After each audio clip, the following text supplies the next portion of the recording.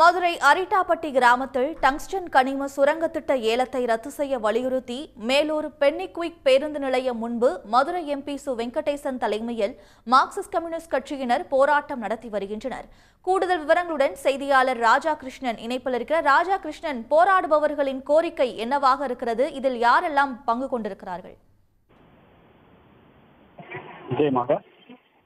மதுரை மாவட்டம் மேலூர் அருகே உள்ள அரிட்டாப்பட்டி கிராமத்தில் 5000 ஏக்கர் பரப்பளவில் டங்ஸ்டன் எனும் கனிம சுரங்கம் அமைக்க ஒன்றிய அரசு வேதாந்தாவின் கிளை நிறுவனமான இந்துஸ்தான் ஜிங்க் நிறுவனத்துக்கு அனுமதி வழங்கியுள்ளது.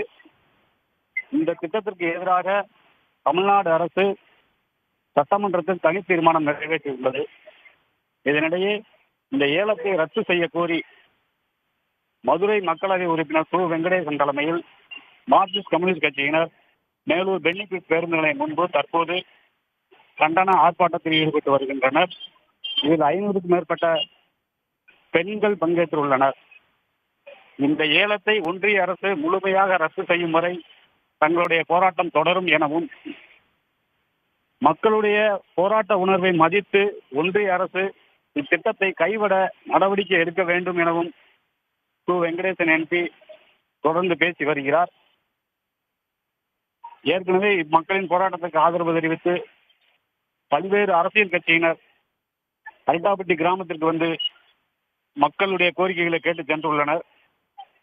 ஒன்றிய அரசு இத்திட்டத்தை ரத்து செய்யும் வரை இப்போராட்டம் தொடரும் எனவும் மக்கள் தெரிவித்துள்ளனர். விவரங்களுக்கு நன்றி ராஜா கிருஷ்ணன். உடனுக்குடன் செய்திகளை தெரிந்து கொள்ள சன் நியூஸ் பெல் ஐகானை கிளிக் பண்ணுங்க.